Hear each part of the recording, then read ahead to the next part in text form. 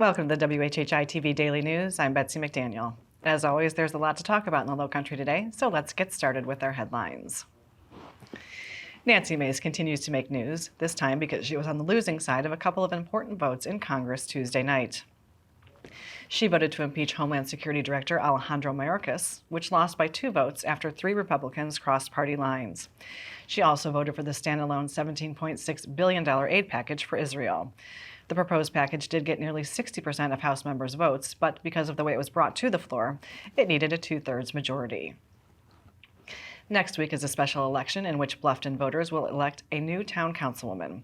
But if you plan to vote, you better make sure to check your voting site, as the county election board has moved some precincts around. 4 precincts that usually vote at Pritchardville Elementary will now vote at May River High, and 2 precincts that usually vote at McCracken Middle School will move to Bluffton Elementary. All of the moves are only for next week's special election. You can find out more at beaufortcountysc.gov/vote.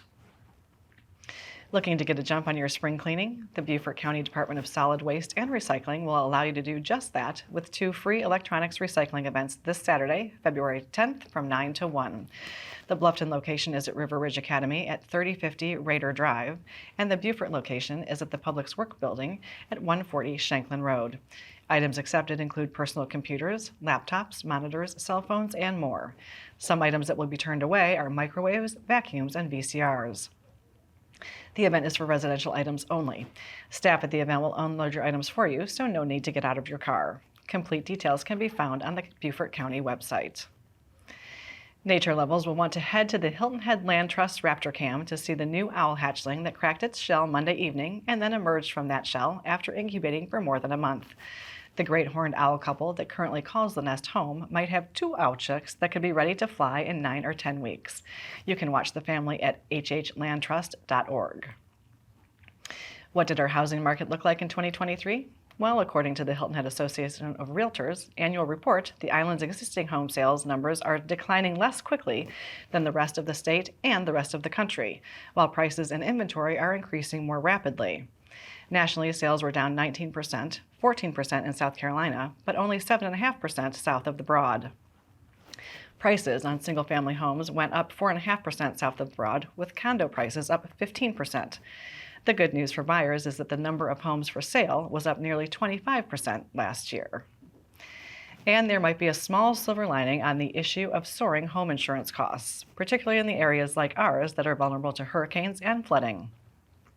If you meet certain criteria, a tax deduction of up to $1,250 is available to those whose insurance bill exceeds 5% of their annual adjusted gross income. It is called the Excess Insurance Premium Tax Credit, Form TC-44.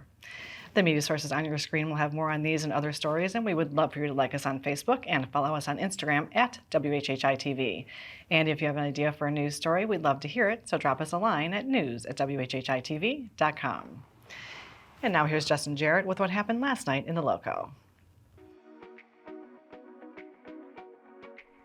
Hey, it's time for Last Night in the Lowco on WHHI, powered by LowcoSports.com. It was a busy night on the basketball courts as we barrel toward the playoffs next week, and a few Lowco teams improved their standing with big wins last night. Bluffton's girls already had the region's 7-4A title locked up, and the Bobcats survived a scare at James Island to run their winning streak to 17 games. But the big story unfolded in the nest, starting with Lynda Young taking the court, giant knee brace and all, to score the opening bucket on senior night before the Seahawks claimed a thrilling 55-52 overtime win to climb into a tie for third with second place within reach.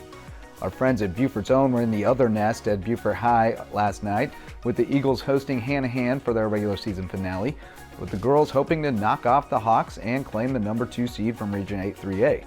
Beaufort put up a strong defensive effort and slowed down the game, but couldn't get over the hump in a 29-17 loss. So it's the 3 seed for both Beaufort teams, as the boys were able to grind out a 48-38 win behind 15 from Samari Bonds and 13 from A.J. Newton.